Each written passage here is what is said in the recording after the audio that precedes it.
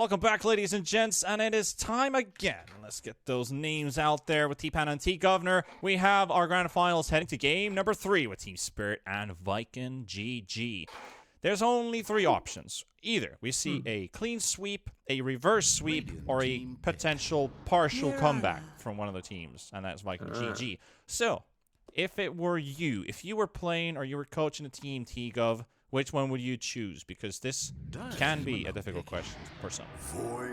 Wait, what? If I want to choose between a clean sweep or a comeback or a partial comeback? I guess between a sweep... I want to own it, man. I want a 3-0. Like, what? Okay, all right. So you don't want to have like a learning experience of having a difficult, Dude, I want to get opponent. the trophy. No. No. You just want to smash. Yeah, exactly. I just want to lift that trophy up, get all the praise, and get the money. You know, like. All right. I thought that was a question going to be about as a coach. You know, what's your experience right now if you're a Vikingg? What's their comeback? I didn't. I was having to process the question for a second. Yeah, I think the partial comeback was something that you probably got stuck on, so that's something that you don't want to experience. But honestly, I hear a lot of players say that they want to go for the clean O sweep and just get it out of the way, have it done with. And then you have these who are like, I would actually love to play a 3-2, like all the way to game 5, in a sense where it's like you win one, you lose one, you win one, you lose one, and then you win the last one. Because it's like, it's back and forth, and it's super even, and then you have like things to reflect on, things to learn from, and it's not like, oh, we're suddenly like, super good when you're not actually the world's best team. So, or maybe you are the world's best team and you just stump people, and everyone's like, oh man, nobody can beat this team. Well, luckily, for our sake, we're not watching the world's best teams play. We're watching the up-and-coming teams. We're watching the best teams of this tournament, bloody hell. There we go. Okay. Good response there, Chief. Team but Spirit, no, I think Vikingg, they have really kind of turned around their draft and the idea of they still want that cheap aggression, especially with the Mirana and the Chen pick. The Mirana is going to be your egg counter, as we've seen many times before.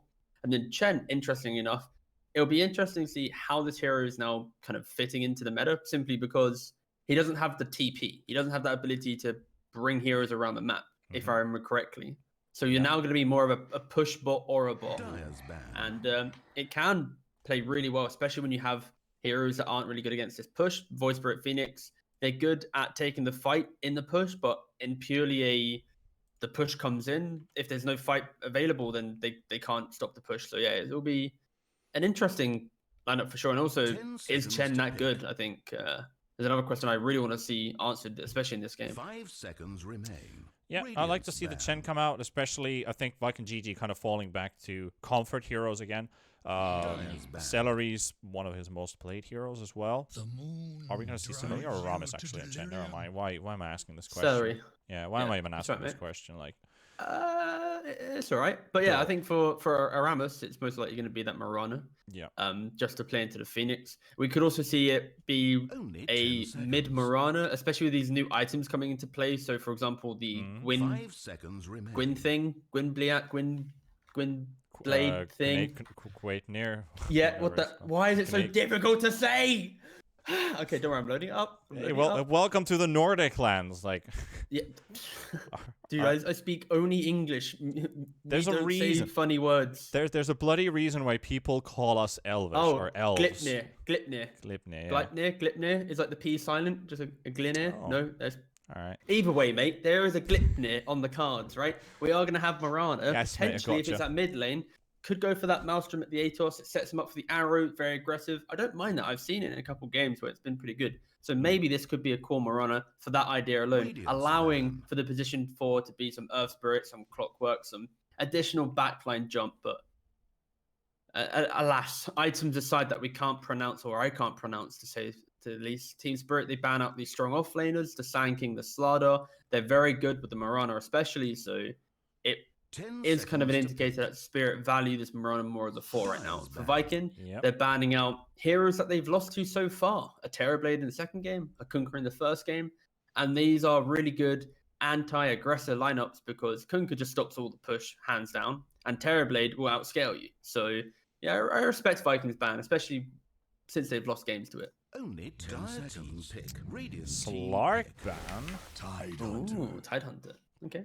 Yep, that's the Spanslock pick Tide. Very much. All right. You can rate that. Maybe Monkey King could be on the cards for Team Spirit, but again, we'll see that in a pick time. For now, they need to decide on what's happening with Only the 10 seconds. Phoenix. Is it your 4? Is it your 5? Void Spirit. You know, they don't have last pick in the draft, so they need to ask that question as well. Is it your mid? Is it your offlane? And right now, I'd like them to go for like. Issue is Undying is strong against Tide, but it's really bad against Chen. Disruptor. Oh, go for Disruptor. Okay, nice. Yeah, they just go back for the Disruptor, of course. Yep, falling back to successful heroes. Even though the Phoenix somewhat is being countered, the Disruptor at least does help out protecting the egg, the glimpse, the kinetic field, and kinetic field and goddamn static storm both combined. It's so good though, right? Like Tide, he's all about tanking through stuns. Guess what? If you're silenced, doesn't matter. So Yeah. I like the Disruptor pick. It's the lane, it can be strong with Thunderstrike, but then in the game, you have a really good way to prevent the Tide from playing. So yeah, I don't mind that from the tool. The issue is just you really need a carry that can either push out the wave quickly, because Disruptor kind of falls victim to never being able to defend the tower. So you need a carry that can at least be independent or wave clear enough to defend it for long enough. Troll Warlord comes out from Vikingg GG, and Team This Spirit is aggressive. can potentially try and counter this here right away, as they are doing the response pick. Though, you said aggressive. I agree. There's definitely a lot of go at heroes on Vikingg GG's lineup. They can play around the Ravage. They have got some good wave clear, good tower damage. But what's the timing on Vikingg GG? Since the start, or when does the time end? I gotta pick Urs. Oh, damn, son. Somebody spin the clock. So, yeah, this is a super aggressive hero, but I think the Troll already soft covers it in regards to the Whirling Axes can deal with the Ursa. Ursa can, of course, dispel that if he gets his ultimate going. So it works either way. But in regards just the game plan Team Spirit, it's going to be the strong lanes. Once again, the Ursa be tied goes Ursa's way, and then they're going to be running around the map. And for Vikingg, they have to, like I've said it in the second game and the first game as well, they have to have these good lanes, and they need to get the ball rolling themselves. It is a little bit easier this time because they have Troll in one lane, the Tide in another, the Chen in the other. Like, they can actually make movements happen. But yeah, I just love the fighting of Team Spirit's lineup. It's so good. Do you still favor them above Vikingg so far? Because that last game, the draft completely was basically just Team Spirit all over. So that's true. Is there any positives on Vikingg this time? I guess the positives are simply the Tide will always be able to have a game in regards to like just hitting the Ravage. I think, but it's still a little bit awkward there. I think the Troll can easily outscale an Ursa in most regards. But I think most of my queries lie in simply where is the early damage when you have Void Spirit, Disruptor Phoenix all running at you, Ursa behind that, or he could be farming Battle Fury with an active offlane from Team Spirit. I don't see Vikingg having that big turnaround damage. Like, Chen isn't a good defensive hero. Sure, he has ultimate and maybe a mech, but like he doesn't enter the fight. He's always just kind of on the fringe enabling. Mirana doesn't want to fight defensively. Tide can, but Troll doesn't do damage. So I'm seeing a big disparity in like who actually wants to go aggressive, who wants to go defensive, and maybe that lack of damage on Vikingg could be their issue once again. But we'll see. We'll see. Like, they need, if Vikingg pick up a super active mid lane that can just ping pong around the map and get lots of kills, then Viking's draft looks scary. But if their mid lane is subpar, then I will most likely be siding with Team Spirit. Yeah, this is one of those benefits, maybe drafting wise, that the Team Spirit decided to choose Radiant. Vikingg GG went for the second pick, meaning that they have the last pick of the draft, and that has a lot of value in this specific draft because it's also a game that you kind of need to win. So if you have any flair available for your fifth pick, sorry, I just realized the Chen TP is now built into his shard. Okay, that's fine. Okay, so it is still Chen. Okay. Yeah. So he'll most likely be going like mech into shard because again the TP is so valuable. All right, okay, that's fair. Team pick. So, but they teleport them back home. That's fine. All right, Team Spirit, bring out more team fight. Ooh, this is so scary though. The DP, it's the idea that Vikingg, I mentioned this lack of early damage, lack of early response to aggression. Team Spirit identify that, and they pick a core that can not only go aggressive but can punish objectives. So Vikingg, they need to have a hero that can not only 5 seconds. deal with Hurry, this aggression, hurry. but also take some fight. So it's a really scary pick, actually. Like, I was about to do a meme answer and be like, maybe just go for like a random brood game and just try and just play some weird stuff. But nah, I don't think that's the answer. Go for Lina. Okay, Choose your that's fine. hero. Lina, I respect. So this Yeah. this is a potential backs against the wall game for Vikingg GG. Does this Lina pick give any comfort, do you think? I for sure like the idea in regards to when the map gets closed out by Team Spirit and they have to go to high ground, Lina can, from the high ground, just blow up that hero. Like, they have one hero that goes to pressure the objectives. It's the DP, right? Yeah. So if she ever missteps, doesn't use BKB, Lina can blow her up. The fight opens up. I think the laning phase, Lina does really well. She has a good wave clear to deal with the DP, and she has kill potential if a Mirana rotates in or Only the Chen 10 comes seconds. in, easily able to punish the DP. But I just think for 5 seconds. the ability to remain. take these big 4-on-4 engagements that we see most like in this meta, where the both carries want to hit the creeps, I think Team Spirit have it much easier. Vikingg, they need to play off Ravage. If Ravage isn't available, how do they defend themselves? How do they stop Team Spirit running in and out of the fight? In fairness, they do have amazing egg hitters. Like, this Phoenix shouldn't, in theory, have a game. Mirana and Lina in the team, we're not going to see that playing into the late game, but early on, it could be a good kind of way to force Vikingg into some engagements where you see them kind of focus on the egg and suddenly that static storm comes into play, or a big DP silence, and now they die. So again, I favor Team Spirit's draft. I think they have the good lanes, the easy game plan. But for Vikingg, if they get over that hurdle, somehow get around that aggression, and then play for the troll just being really fat, the Lina being explosive, they can sure make this a very close game at like the 25-30 minute mark. But yeah, it's Team Spirit for sure in the early game should be able to run around and do what they want. It's true. Their team fight capability does come from both sides. How much of an importance does the early game provide this time, since Team Spirit has come strong 2 games in a row from the early game, having triple net worth leads, triple CS leads on all of their cores. If that is the same story here, does that mean it's the end? As the end is nigh? Well, hopefully not. I'd love to see this go a lot longer, especially because of this being, I think, one of the final European tournaments of 2020. Potentially, don't forget, guys, there could be a patch regarding map changes, XP, gold, maybe in draft order. Like, that is something that has been potentially teased for the upcoming week. So I'd like to see this go a lot longer, and I really hope that with these heroes, if I can have they are very strong on them, so they should be able to execute with this type of lineup. But it's not as simple as win lanes, own the game. There's a little bit more finesse required for this draft to really come into full effect. Well, we're going to start our game with a little pause. Time to take a breather as we wait for the Death Prophet to reconnect back to the game. Are we going to see any lane shenanigans? The funny thing is, since this patch dropped, we haven't really seen any weird laning stuff going on. I think it was the pre-patch. So when we did the Epic League Division 2 finals, we saw that aggro tri-lane versus tri-lane action. Yeah. But ever since then, for this entire week we've been actually casting, I think we've only seen like 1 or 2 lane swaps in the duration of like 8 series.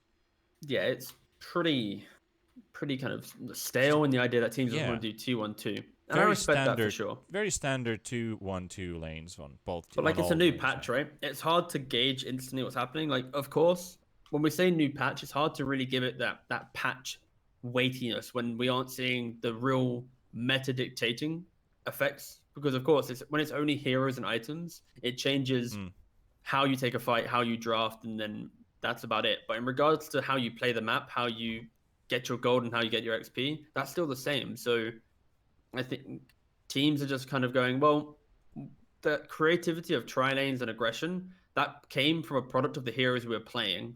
Now the heroes have changed. We don't need to do the tri-lane. We can go back to 2-on-2 and how the general meta was before the hero patch came into play. So yeah, they're just kind of going for the safe bet for sure. I wonder what is our audience doing right now? You feeling good, type 1? Not feeling too great. You can type any other number, but I hope you're doing good. Hope you're doing fine, as we've enjoyed. Well, our hopefully time. we can turn that other number into a 1.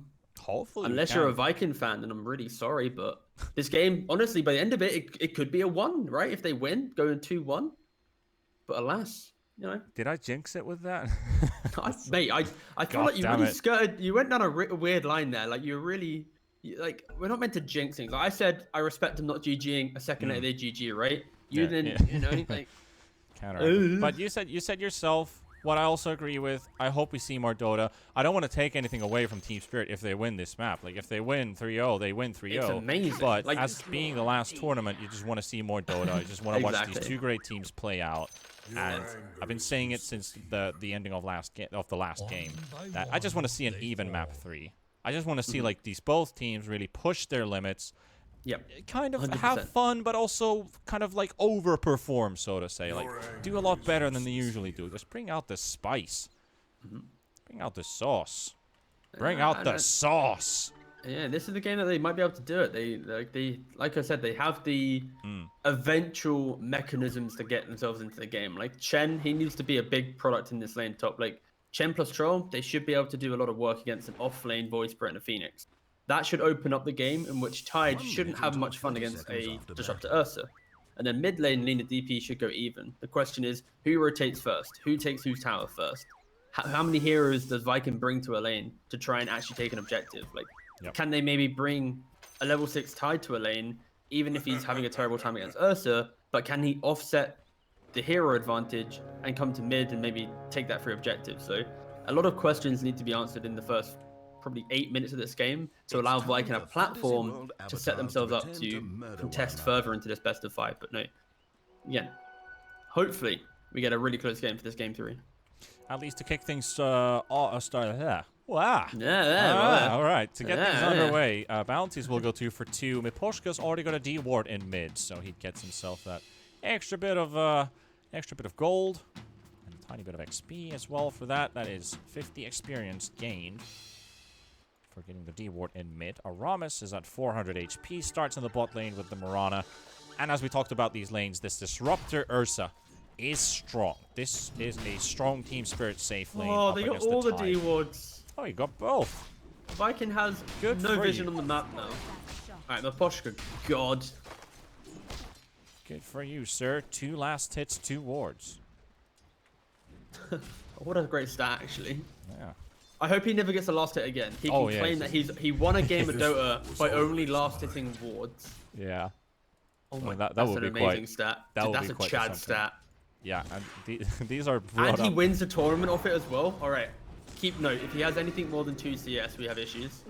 Yeah, I don't think that's gonna last too long though. It's usually gonna break, but a man can dream. Dream I shall. I don't know which lane we should really be looking at. This bottom lane is really All of strong them. for Team Spirit, and they're just going at Toby, dropping him to half HP, and that Thunder Strike does do a nasty amount of damage. Was that like 40 damage at level 1? 45 damage even at level 1. And kind of punctures through this Tide Hunter before he hits this level to get a passive. Toro going on a Ramus here with an Earth Shock. Kinetic Field comes through. Thunder Strike. And potential First Blood coming in with an Earth Shock available in 1 second. There we go. Actually, what? Collapse gets it on Shad. Out of all things. Okay. We Team literally Spirit both scored said, there 2. we go. Yeah, we were like, there we go. Oh. The man who... I didn't even actually look at the KDA of that he had last game on this Void Spirit, but continues where he's... where it starts, where he continues where he left it off, basically. Yeah, the simple thing here is in both lanes, it's at level 2 advantage. Troll only just hitting level 2 after respawning back to lane. And Team Spirit, they're able to quickly get that XP and then start punishing the side lanes for not being able to get the early denies, the early CS to try and get that too. And it's so critical. I think a lot of players can look at that. Nice play there from Aramis and Toby. And Toby, this is something I was about to ask you, that do you skip your point in passive to pick up Gush? And it leads to a kill with that Gush leveled up. Yeah, you have to go aggressive in this lane on Tide. If you try and exist with the points in Kraken, you're pretty much setting yourself up to die. And if you get Gush and then you suddenly have the arrow, the move speed slow from the Gush, you can have a little bit of kill potential. Yeah, good turnaround from Vikingg. We have the mid lane, Lina in a tiny bit of a lead, 5 CS more than this Death Prophet so far. XP almost tied up, so yep, as mentioned, very even, very tight situation going on in that mid lane as expected. Celery's courier has been killed off by so bad, and that cap is being blocked. Your anger is Is Not Toby only- dead? Oh, no. you want Yeah, to get he is. Troll's courier, but no. And Toby is dead in bottom, as you mentioned. Void also gets a bit of damage onto the Troll in top, but not that much. 3 for 1 for Team Spirit now.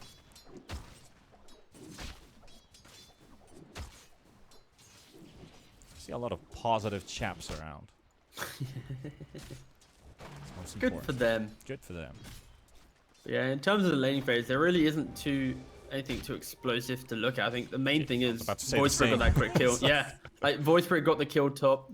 Ursa then died to the sudden Yeah. point in Gush. And, Phoenix is coming for the action rune. Regen taken away from Lina. oh no, that must feel so sad. And that's actually an important thing to notice, that Vikingg GG doesn't have a support that's able to leave a lane. So Phoenix just free roam into mid. Void Spirit can solo this lane by himself. Yeah, especially because of this Ursa threat against the Tidehunter. Yep. Shad running away.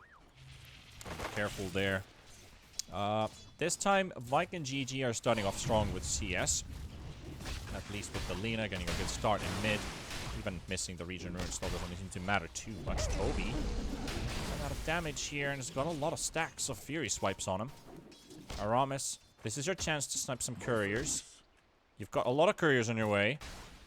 There's another He's just one. gonna trade his life he for it, could, he though. could have gone for another with the leap, but he's dead. He gets a bounty though. Gets a courier, gets a bounty, and trades his life for it. Is that a worth play, T? You being the support player is kind of, is that a 50-50? If I'm Disruptor, I'm loving life. If I'm Mirana, not so much. Yeah. You know, Disruptor also has the money to pick up boots now as well, so Yeah, exactly. I think we'll love the early yeah. movement speed. That would have been amazing if Miposhka predicted the bottle refill on mid and then sat in the tree line and got the glimpse on Aramis. That would have been like TI winning level play Oh, from Miposhka. beautiful. What a punk. What a punk comes out from Lina. Laguna Blade, Dragon Slave, quick kill, and so bad. That's almost like a freebie handed over to the Lina. Meanwhile, Collapse, trying to top kill the though, Celery off the Collapse top. dropping Yeah. low. Shad doesn't get any roots off. And just as I say, he does get one, but he's getting body blocked by his own creep wave. He's got no abilities. Arrow flying through, but it's not needed. Shad picks up a kill in top. Vikingg GG getting some kills in their way. Well, Toby's being chased up, and I feel like this is the end of the Tidehunter. Glimpse is there. Space is being created, though, because this is taking quite some time to kill off this Tidehunter, but it's a kill Thoroughly nevertheless for annoying. the Ursa, so... And there we go, he falls. And he TP's The back. reason why that kill lasted so long was because Aramis killed the courier of Miposhka, therefore Miposhka didn't have his boots, so he didn't get the instant glimpse. So, you know, min-max there, boys. In max. And also holding on to the glimpse so that the Tide doesn't get the TP away. Arrow set up for Aramis, but look at this Obs ward cheekily placed on this cliff. Defensively placed for Team Spirit, knowing that collapse. If he's ever alone in lane because Sobad's making a rotation, these are the things you have it for, so that the Mirana can't surprise you, and Aramis realizes, I have been spotted. And this is a play that Vikingg need to make. They need to bring their supports to the same lane, play around the troll, or play around the Lina, play around a hero that can only supply some objective pressure, especially on those catapult waves. Yeah. They're trying to get the attraction here from Team Spirit's offlaner, so Aramis could just throw in that arrow, but here comes Toronto Tokyo, and an instant disengage from Aramis as they see the DP rotate to mid, but what does Lina do? As they see Miposhka dewards the Obs. He should be fine here. Is available. Kinetic field. LSA stun. Doesn't go through, but the arrow does connect, but Boom is a bit far away. Does he have the Laguna Blade? He does. And there we go. Yatoro, however, trying to intervene. So bad with the slow. LSA stun does fly through, but the enrage Yatoro doesn't take any damage. He's fine from Toby. So they trade off a support, but you lose your mid. Yeah, it's Orbital Corrosion. Some of these heroes that can pick it up, like PA, for example, a Deso and an Uv and HP, like Ursa, so good. 3 inventory slots just instantly become 1, and you get all the same value of it. It's taking damage. yeah, an amazing item. Big fan. But I don't play the heroes that can buy it, so technically not a fan because I'm the one dying to it. Oh well. Oh, and boom, instantly getting rotated on as he gets sent back home. Aramis does get the kill on Miposhka. Sobat still under the tower. Toronto Tokyo on the other side. No leap charges on the Marana, and Aramis is dead. Eventually. Could you ask me... Hold on, Tide dies bottom as well. Could you ask me if that's worth, please? Killing the Tide or... Killing the Marana. No, TPing glimpsing the Lina. I mean... It is worth. It's so that worth. That was I'll really trade worth. my life every time. That was really worth, but I was just thinking, were you talking about the No, Ursa dying bottom for the Tide kill? Nah, I ain't talking about the deaths. I'm talking about that value disruptor. It's not the deaths, trading it's his the life. opposite, it's the kills. That's, alright, okay. It's all good. But let's look at net worth. It's actually the Troll in the lead, and he has picked up a Falcon Blade. So, once again, those range heroes getting some... This actually means we're going to see Troll going all the way early game, and Vikingg GG really committing to it too. Celery dropping low, Collapse finds a kill, and Shed has to back away. Exorcism runs out of the Death Prophet as well. But yeah, let's talk about this Troll item. Yeah. Well, it's all about the aggression, right? Like you just mentioned it. It gives you HP, gives you mana regen, gives you a little bit more damage. You want to fight. It's also the cheap items that build into it, and I don't mind it for the idea. It's like a better usage of an infantry slot compared to like another Wraith Band, for example.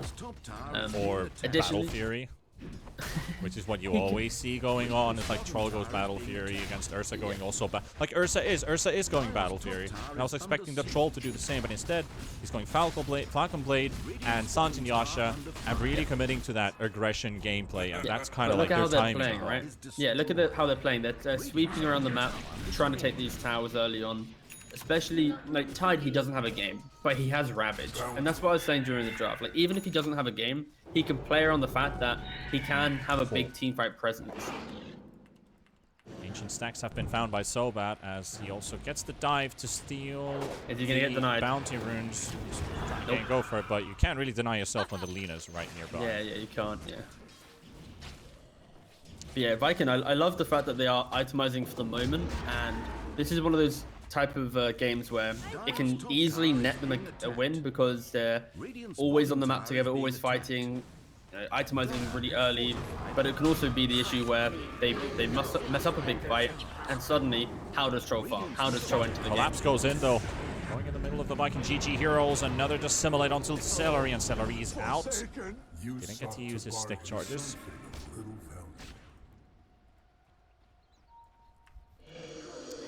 Now pushing MLS mid used lane. up as well. They're crashing. Exorcism used up. They'll finish off the tower. Are they gonna be the Roshan? Are they? I'll say, are they? Oh no! This pause, it allows for thinking to occur. All right, they can't Team Spirit, go. Yeah. Get your calculators out. Punch in the numbers. One DP ultimate. The thing is, one angry bear. The thing is with this pause, I'm pretty sure they're not even going to go Roshan anymore after seeing, like, they know we've been spotted. We're, like, literally in an area where a ward should be down. So, and we just took the tower and we moved top, so it's pretty readable that we're going there. But so it doesn't matter though, right? In the grand scheme of the game, it like Team Spirit can easily go Roshan here because you have Ravage. egg available. Yeah. Ravage. All right, but what else? Ravage and You have damage. Chen, Marana supports. Yeah, but where's where's the damage though, Bandit? Lina. Where's her mana right now? True. Good question. So yeah, I think Team Spirit have identified this That's correctly. cheeky laugh. All right, you made me look like an idiot. I guess I am. But No, still, I mean, it's the idea is like you pose a question, I pose the answer, and then it's a learning moment. And I think if Team Spirit identified the fact that Lina had no mana and were able to truly read that quick enough, then yeah, this is just see what they do. an uncontested Roshan. Chen does come in. There's the bottle refill. Lina gets a little bit, but Roshan's already very low. 1400, Easy. 900, 400, and Roche is down. Toby instantly turns around. Miposhka's got the chance to glimpse this Tide Hunter. Do you want to do that, though? Because that sets up for the Ravage, so we're And a free blink dagger. Waiting for it. Collapse. Trading a bit of hits here. Drops low. Laguna Blade comes out. Fairy Fire Heal comes out as well, and they might just lose him. They will. It pays off in the end. There's your damage. least it's for a Void Spirit kill. Now, onto this mid tower, getting a tower kill as well. Luckily not denied. Yeah, If that was a luckily. deny, that would have been such a slap in the face.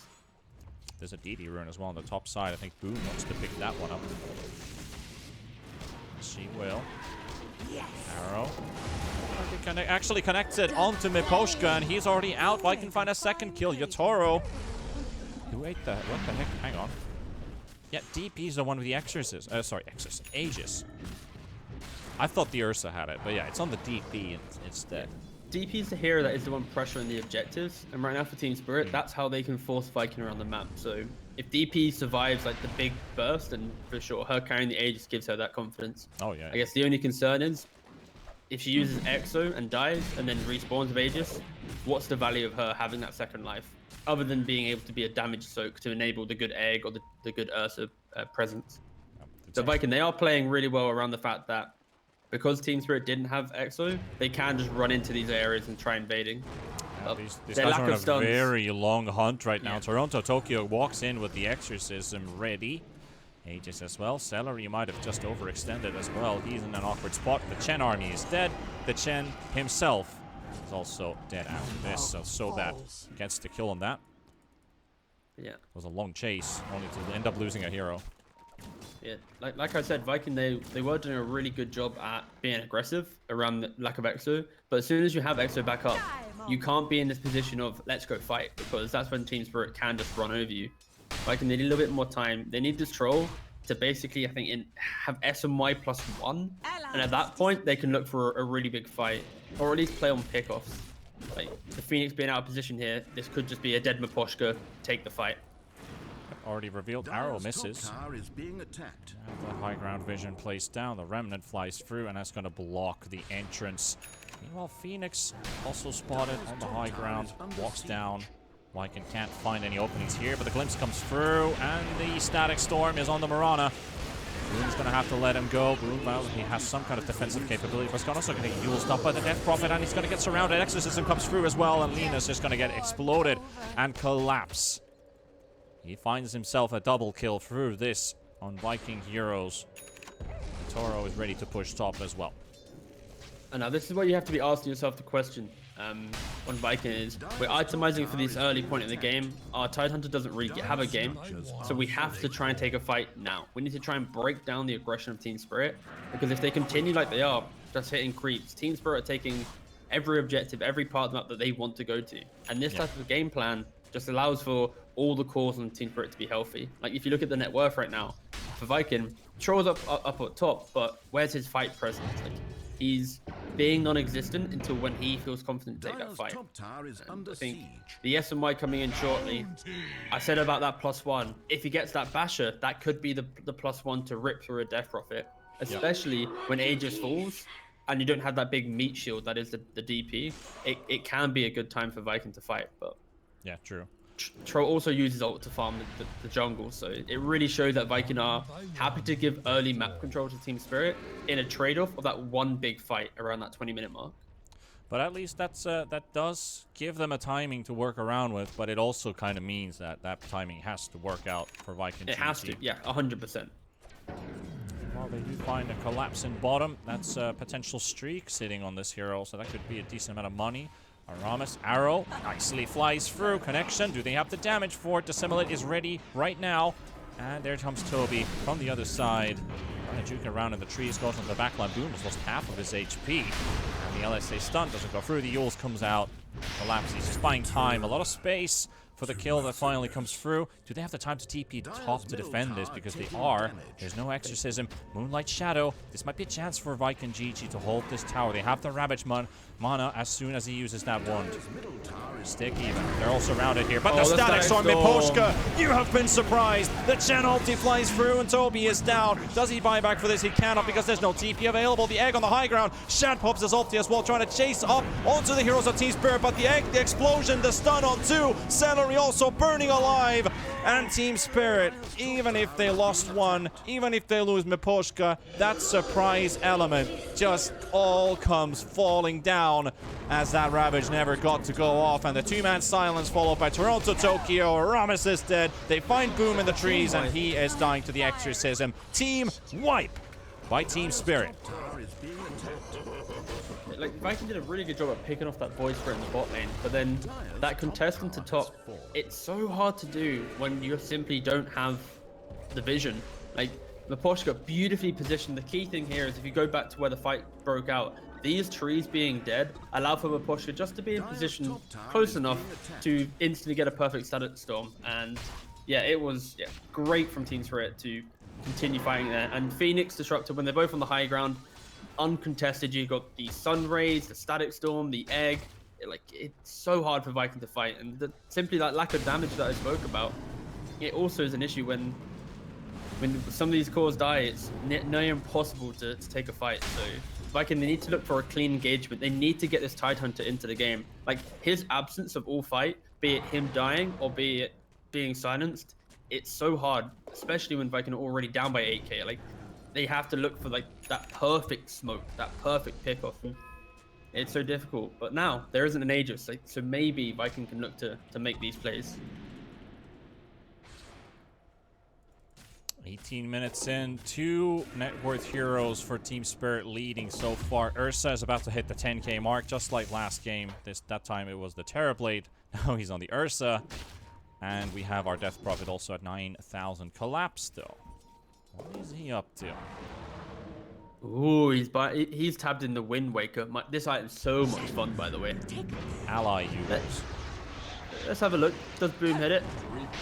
He does. Alright, stun connections come through. Good. The damage is there, and that was did Chen just use ulti there? No. No, that was penitence. Never mind. But yeah, so that was a really good chain CC from Vikingg to kill Collapse, and they need to play on the fact that they can pick off if Team Spirit are playing alone. And Team Spirit are playing with a very clear strategy of Void Spirit by himself, use the bots to TP back in, the rest play together. Yep. But Toby's dead. Again, this is just so good, having that Disruptor in your team against a Tidehunter. Like, he's not getting a single Ravage off.